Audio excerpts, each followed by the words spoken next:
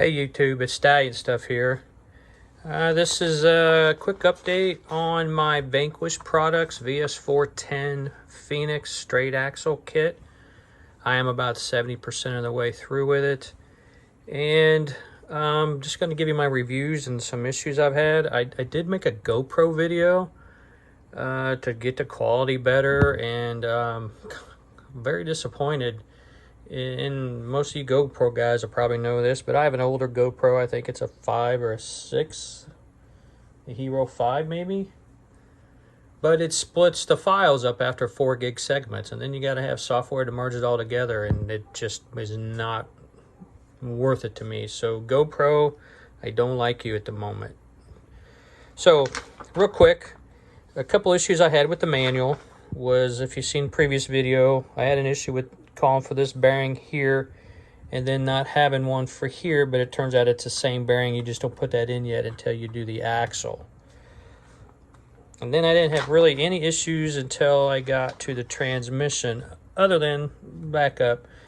Some of these screws, and not particularly these, but when you screw into the plastic, it doesn't feel like it bites enough. And Harley Design, in one of his videos for the shocks, and I used most of his videos for the shocks, the transmission step-by-step. He has some really good videos. He does talk about the screws, if they don't tighten up, to put some CA glue in there, and then when it dries and you back it out, it makes threads. So the alternative would be to what? You know, put metal inserts in there and the kit's twice as much. So I'm okay with that. And this wasn't with an electric screwdriver or electric screw gun. It was with these things. So I did have issue with my own mental capacity and having upgraded parts. I did the steel, and I did this aluminum, and I did the steel gears. So I had some issues knowing what to take out and knowing what to put in. Particularly right in here, I got confused on which was which, the stock compared to the upgraded parts. So anyway, I got that figured out. Oh, it was this one right here, actually. It's one piece for the stock. I'm like, what do I do? And anyway, some guys on Facebook helped me. So if you see this, you'll know who you are. I did lose on the overdrive side.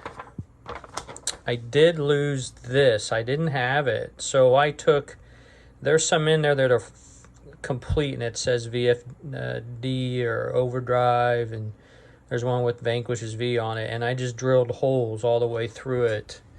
And I don't know if you can see it right there, but that's the one I did on the overdrive. And to get that cover, you have to buy the whole plastic tree that comes with parts, and it's inexpensive. I just didn't want to wait, so I didn't do it. The other issue I had was this screw in particular on all 4 shocks did not tighten up. They're not leaking, and you know, when you put these together, if you watch Harley Designs videos, and I didn't in the beginning, he says to lube these up. Now all y'all may know, but I didn't know. It's been 30 years since I built a kit, and I had this in and out going through these several times before I watched his videos, and mine still are not leaking. So I kind of figured I'd have bad luck with them, and I was going to buy some different shocks, but after they're not leaking, and I think the only thing I'm going to do was just replace this with the metal uppers. I'm going to upgrade these. And let me know what y'all are doing for shock oil. And I have 30, which is what it come with. And I bought some more 30 and some 40 and some 60 and 70 weight. I figured I could mix.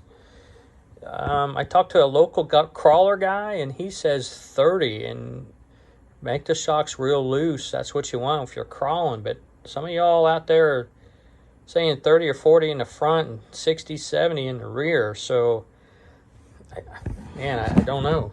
I don't know what I'm going to do there. And the drive shaft, I did aftermarket drive shafts from Vanquish's website, and I did the fat end down there. I just like that look better. I think it looks more stock to have that versus the part, you know, that goes inside of that. These links I don't want to grab this phone. My hand's getting tired. But these links, I wish they had the size and you could see what sizes they were. It more importantly comes in handy when you get to the dig link, because it does not match what the size of the book. It's maybe 10 millimeters longer or so. So it would be nice if you know, they had these dimensions up here so you would know. And these right here, both of these, they appear to be the same size, but when you screw them in that way, I think they're too short, and so I had to screw them out to match this. So I didn't know if it was supposed to look like this or match here and here, so I made a match here and here. Let me know in the comments if y'all had the same issue, or maybe it was just me. Let's see, what other issues did I have? I don't think anything on these pages was an issue. It's just, you know, it's a pain in the butt to get all this done there, and, you know, it'd be nice if you had 4 hands, but you don't. Let's see, do I have anything? No issues here. Here, I got this out now because I put my servo in, my steering servo, but I think I'm gonna paint some of this up. And they may offer metal bumpers. I'd like metal bumpers. That's just me. The rock crawling, I don't know that I'm too into that as much as I am the scale look. And then go on crawling. Crawling would be secondary for me for this truck, or any truck at my stage in the game. I'd like to have metal sliders. That would be nice. One thing I did do, and I shouldn't admit, but I will. I looked forever for these square plastic pieces. I thought it was like a battery holder that your battery slid into, and then that bolts to that. It's freaking Velcro, you guys, so don't make the mistake I made. I mean, I dug through the trash. Yeah, so anyway, so here's the dig shift link is a lot longer than this, probably 10 millimeters longer, if not more. So, but it worked out right on the truck. It's, now I offset it a little bit on the servo instead of it being, let's see where, so basically this, it looks like it's supposed to be parallel to that. This does. I got it cocked just a little bit this way, and I should have just left it parallel because then I adjusted the endpoint for center. And my dig is just on a momentary switch, so I think I'm gonna put it on a 3-position switch so I can have that rear wheel free spin and just front wheel drive. I talked to a guy on Facebook. He said that's what he did, and he said he actually uses it. So I mean, you got that function on the overdrive for the center that makes the front wheel free spin. So I'm probably going to do that. So yeah, nothing too big here. Yeah, this was all good. My interior, I got some videos of the paint scheme I went with. This is the interior. I'm very happy with this gray. Being in the Navy, I didn't think I'd like it, but man, I just think it pops. I'm not happy with the orange. Here's why. I didn't put enough coats on it because I put way too many on my body because I kept seeing through it. And that's a sticker, and I just peeled and painted and peeled and painted. So I put less of orange, and I wish I'd have put more, because you can see when I backed it with the black pearl that it bleeds through it. And then I listened to people, and I painted the inside of this white.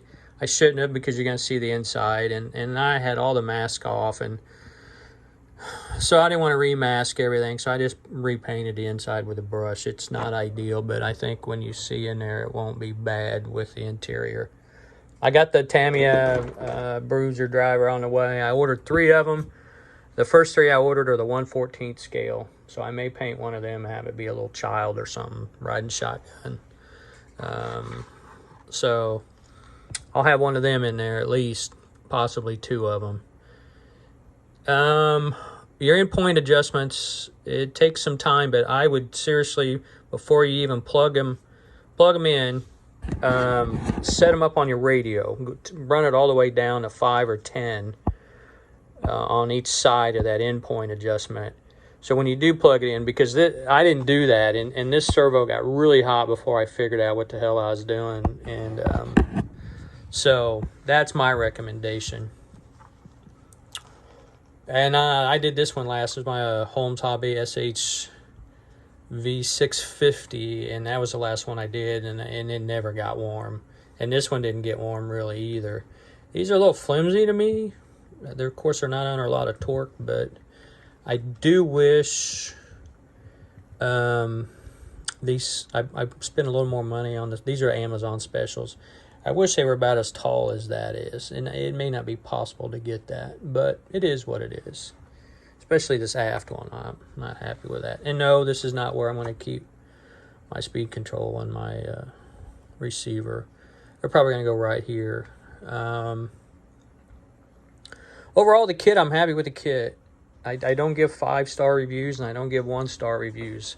If I gave a 5-star, Vanquish, that's telling them that their rig is perfect and they don't need to improve it and make money, which is what they're in the market for, is to make money. So I usually always go 1-star lower than what the top is, and I'd never use the. You got to be a really shitbag to get the lowest rating possible from me. So I'm a 2, 3, 4-star guy, and just about everything on this thing is 4-star, 3.5, 3.25, 4 stars. There's nothing to it. There's the quality is just superb. I'm happy with it. In fact, to give anything a low score would be my ability to assemble the kit without help. Plenty of videos. I mentioned him before. Harley Designs. Wow, I can't say enough about his videos. Yeah, so get you one. It's definitely worth the money. I think they could have got more. Subpar. It's not subpar. Sub $400 kit. Yeah. It could be more, y'all, and you know, and as it stands, I got over 1,000 in it, with the paint, and I bought an airbrush, not a expensive one. I got an Iwata, a Neo CN. I think it was $65, and I bought some Proline paints, the pearls. I like the pearl black, and that's the color I use: pearl black, pearl white, pearl orange on the body, and the interior is the gray and the orange, of course. These have some Amazon special wheels because I didn't want to wait, but I got the Proline high racks. I've got my Vanquish Method 105s. They're orange with the black bead lock, and I'm putting BF Goodrich crawlers on them. I just haven't done it yet. I played around with this in the basement last night, just as she sits, just to see how she worked, and it worked pretty good. Of course, I got it wiring, you know, that's no big deal. Yeah, overall, it's been good, clean fun. I enjoyed it, and you fellas at Vanquish, if you watch this, thanks for making a good product. Your instruction book is right on there. I mean, there's a few discrepancies, but again, it could be me.